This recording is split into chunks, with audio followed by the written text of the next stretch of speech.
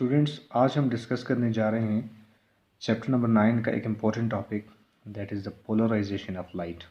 अब polarization of light क्या है, ये लाइट कैसे पोलराइज होती है, कौन से मेथड्स हैं और उसमें कौन से लॉ यूज़ होते हैं, वो सारी चीज़ें आज हम डिस्कस करेंगे। अब सबसे पहले आपको लाइट के बारे में पता होना चाहिए कि व्हाट इज़ लाइट। लाइट एक डिस्टर्बेंस है जो कि एनर्जी को क्या करती है, कैरी करती है। अब पोलराइजेशन मीन कि हमने लाइट के अंदर बहुत सारे पोल्स होते हैं, उस सब को तोड़ के हमने सिंगल पोल पे लेके आना है लाइट को, तो वो बन जाएगी पोलराइजेशन ऑफ लाइट। अब देखें, इससे पहले आपने इंटरफेरेंस के बारे में पढ़ा, डायफ्रैक्शन के बारे में पढ़ा। अब ये फिनोमिनाज ऐसे थे जो कि लाइट की वेव नेचर को शो करते थे कि लाइट इज़ अ वेव, लेकिन ये फिनोमिना हमें ये नहीं बता रहे थे कि आया लाइट पोलराइज है या नहीं है। तो हमें पोलराइजेशन जो है वो आज हम सीखेंगे कि लाइट जो है बेसिकली ये पोलराइज हो सकती है और ये ट्रांसवर्स नेचर हमारे पास क्या करती है, शो करती है। अब जैसा कि साउंड वेव हैं वो पोलराइज नहीं हो सकते और लाइट वेव आपके पास पोलराइज होती है। अब कैसे होती है, अब देखें, आपके पास लाइट का जो सोर्स है वो इलेक्ट्रॉन है, एटम के अंदर जो वाइब्रेशन करता है। अब आपके पास उसकी डायरेक्शन याद रखें, चूँकि रैंडम डायरेक्शन में होता है, वो आपके पास अप डाउन लेफ़्ट राइट किसी भी एंगल से क्या करता है, वो वाइब्रेट करता रहता है। तो चूंकि बिलियंस ऑफ इलेक्ट्रॉन होते हैं तो बिलियंस ऑफ वाइब्रेशन होती है। अब वो वाइब्रेशन मीन के लाइट के अंदर इलेक्ट्रिक और मैग्नेटिक फील्ड वेक्टर होते हैं, तो एक दूसरे के परपेंडिकुलर होते हैं। हमने क्या करना है, उनमें से एक को छोड़ना है और एक ख़त्म करना है। जो एक रह जाएगा तो वो क्या बन जाएगी, लाइट फिर पोलराइज मतलब सिंगल पोल पे आ जाएगी। याद रखें, इलेक्ट्रिक और मैग्नेटिक फील्ड वेक्टर में जो लाइट का काज है वो इलेक्ट्रिक फील्ड वेक्टर है।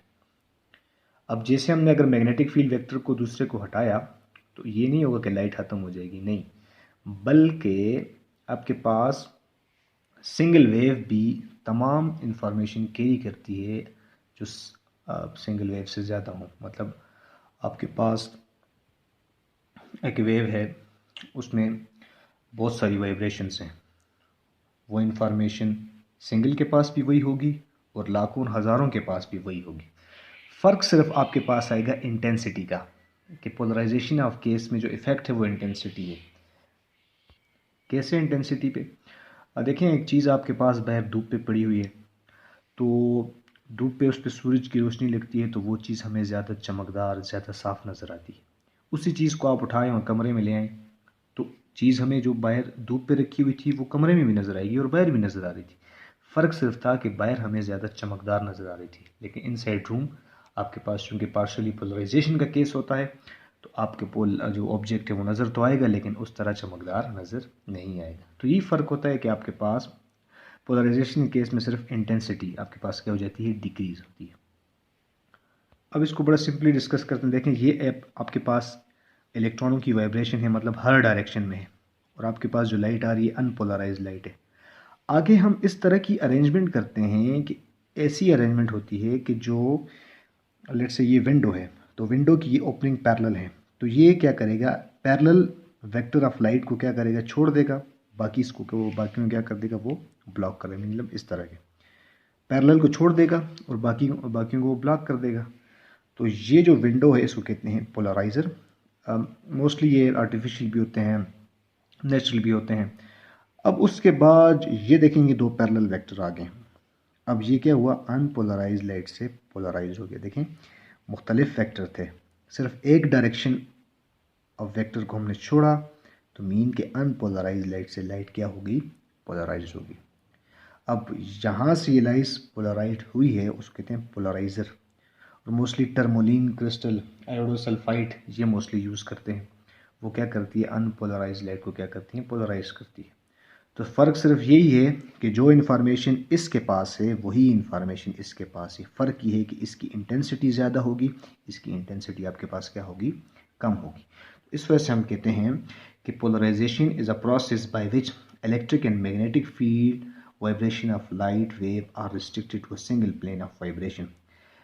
लाइट में इलेक्ट्रिक और मैग्नेटिक फील्ड वेक्टर होते हैं तो उसको हम क्या करते हैं, रिस्ट्रिक्ट करते हैं toward single vibration. Single plane of vibration में रिस्ट्रिक्ट करने को आप क्या कहते हैं, पोलराइजेशन ऑफ लाइट कहते हैं। अब पोलराइजेशन ऑफ लाइट के बहुत से मेथड होते हैं, मुख्तलिफ मेथड हम डिस्कस करेंगे, जिसमें सबसे पहले है selective absorption method, reflection from surface, refraction through crystal and scattering by tiny particles. ये मोस्टली ऑब्जर्वेबल आपके पास मेथड्स हैं। अब सबसे पहले देखें जो है सेलेक्टिव एब्जॉर्प्शन मेथड, ये मोस्ट कॉमन मेथड है पोलराइजेशन का। इसमें क्या होता है, सेम इसी तरह आप एक क्रिस्टल लेते हैं, यहाँ पे इसने क्विनिन आयोडोसल्फाइड लिया है।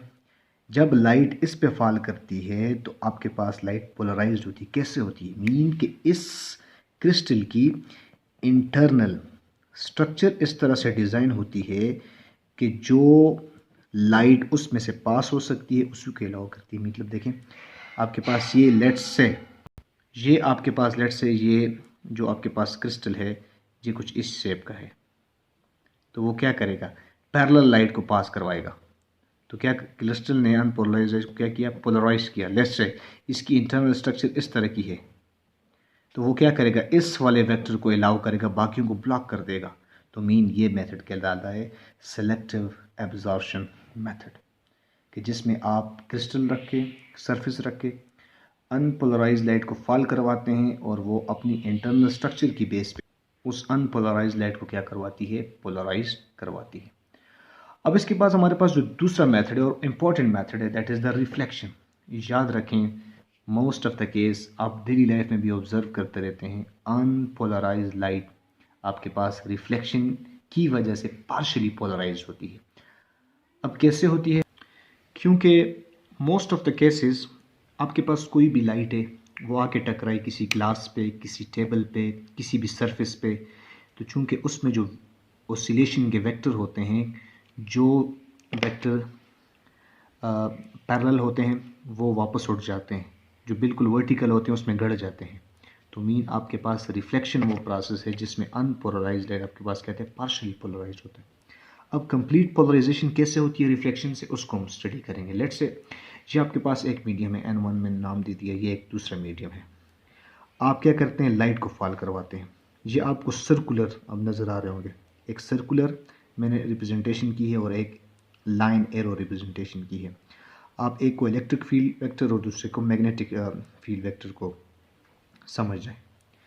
अब देखें, जब आप किसी भी एंगल थीटा से लाइट को फॉल करवाते हैं तो क्या होगा कि उस एंगल पे लेट से आपने 47 डिग्री का एंगल दिया है, तो वापसी में आपके पास लाइट जो है कुछ रिफ्लेक्ट भी होती है और कुछ लाइट रिफ्रैक्ट भी होती है। तो हमने देखा कि वो एंगल था कि उस पर क्या हुआ, कुछ वेक्टर रह गए और कुछ एब्जॉर्ब हो गए।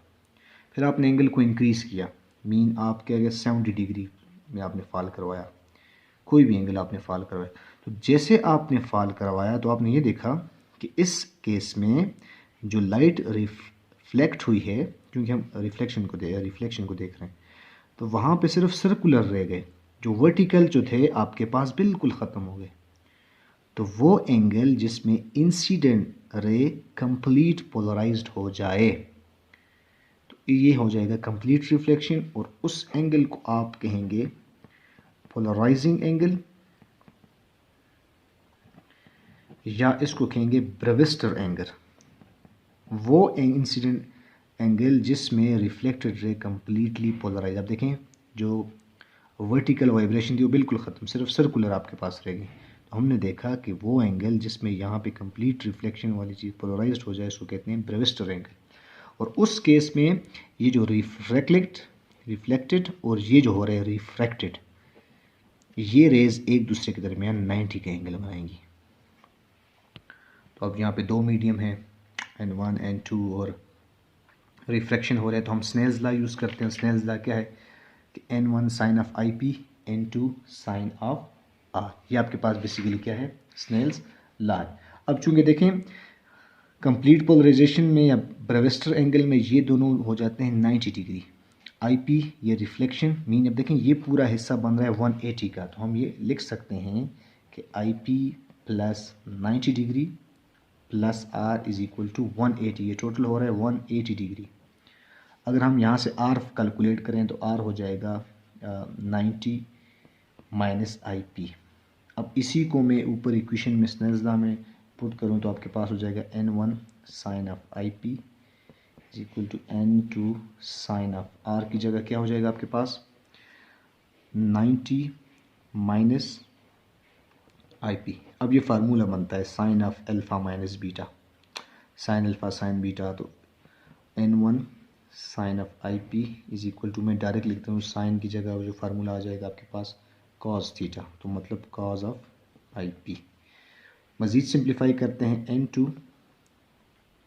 Upon n1 is equal to ये क्या जो है sine upon sine I P upon cos I P, तो ये n2 upon n1 is equal to tan of I P. तो ये आपके पास क्या बन गया, इसको हम कहते हैं ब्रेविस्टर लॉ, क्योंकि इस एंगल पे हमने देखा है ब्रेविस्टर एंगल पे, और यहाँ पे क्या बन गया, ब्रेविस्टर लॉ बन गया। तो ये आपके पास रिफ्लेक्शन एक ऐसा प्रोसेस है जो कि मोस्टली यूज़ होता है, और ज़्यादातर जो लाइट है अनपोलराइज्ड लाइट बेसिकली रिफ्लेक्शन के केस में पोलराइज होती है। Thank you.